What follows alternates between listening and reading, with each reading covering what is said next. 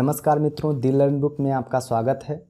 भारतीय राज्य व्यवस्था के महत्वपूर्ण प्रश्नों की श्रृंखला के इस वीडियो में हम मूल कर्तव्य पढ़ने वाले हैं। मूल कर्तव्य भारतीय संविधान के भाग 4 का में अनुच्छेद 51 का में उल्लिखित है। मूल कर्तव्य का एक पार्ट हमने पहले ही पढ़ा दिया है, यह मूल कर्तव्य का भाग 2 है।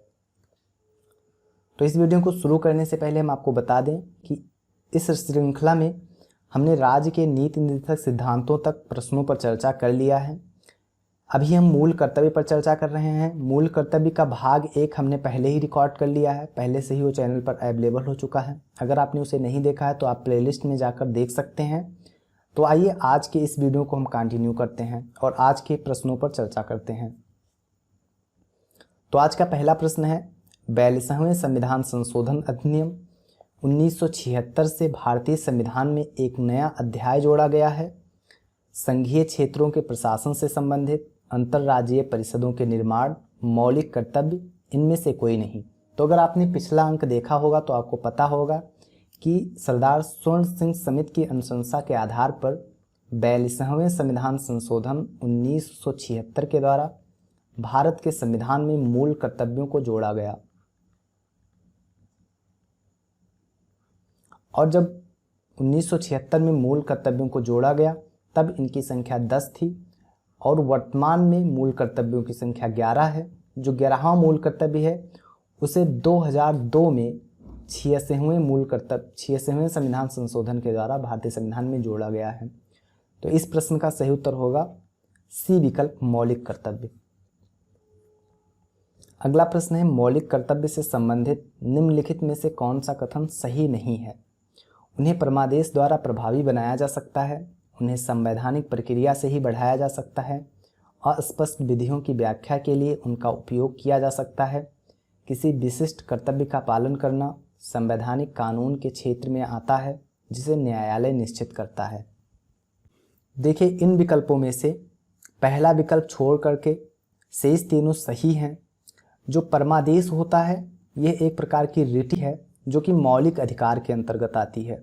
तो परमादेश मौलिक कर्तव्य ना होकर के मौलिक अधिकार है।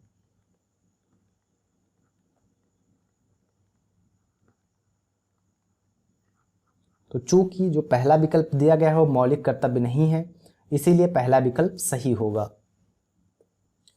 अगला प्रश्न है, निम्नलिखित में से भारत में मौलिक कर्तव्य कौन सा है? न्यायपालिका से कार्यपालिका का पृथक्करण, हमारी मिलीजुली संस्कृति की समृद्ध विरासत को संरक्षित करना, बच्चों के लिए मुफ्त एवं अनिवार्य शिक्षा, छुआछूत की परंपरा को समाप्त करना। तो इस प्रश्न का सही उत्तर है बी विकल्प, हमारी मिलीजुली संस्कृति की समृद्ध विरासत को संरक्षित करना। यह मौलिक कर्तव्य है।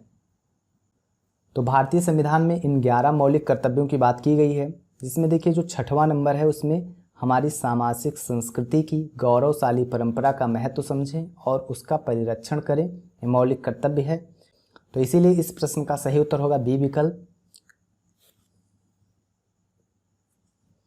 अगला प्रश्न है, एक नागरिक के मूल कर्तव्य में निम्न में से कौन सा कर्तव्य सम्मिलित नहीं है? प्राकृतिक पर्यावरण की रक्षा और उसका संवर्धन, स्वतंत्रता के लिए हमारे राष्ट्रीय आंदोलन को प्रेरित करने वाले उच्च आदर्शों को संजोए रखें और उनका पालन करें, अस्पृश्यता मिटाने की ओर प्रयास करें, वैज्ञानिक दृष्टिकोण, मानववाद और ज्ञानार्जन तथा सुधार की भावना का विकास करें।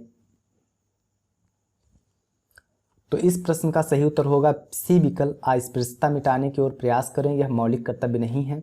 तो यह अस्पृश्यता को मिटाने का प्रयास करें, यह आर्टिकल 17 में उल्लिखित है।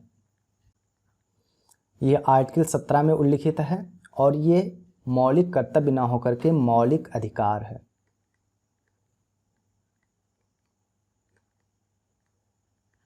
तो इसीलिए इस प्रश्न का सही उत्तर होगा सी विकल्प। अगला प्रश्न है, निम्न में से कौन भारतीय संविधान के अंतर्गत मौलिक कर्तव्यों में सम्मिलित नहीं है? तो यह आप तभी बता सकते हैं जब आपको जो 11 मौलिक कर्तव्य हैं वो पता हो।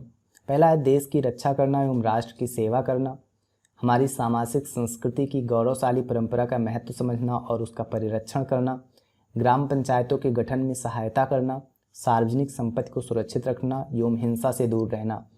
देखिए, पहला और दूसरा विकल्प ये दोनों मौलिक कर्तव्य हैं। जो डी विकल्प है यह भी मौलिक कर्तव्य है। ग्राम पंचायतों का गठन यह मौलिक कर्तव्य ना होकर के नीति निर्देशक सिद्धांत है। तो इसीलिए इस प्रश्न का सही उत्तर होगा सी विकल्प। तो गाइज इस वीडियो में बस मूल कर्तव्य के ही अगले वीडियो में हम आपसे फिर मिलते हैं। तब तक के लिए नमस्कार।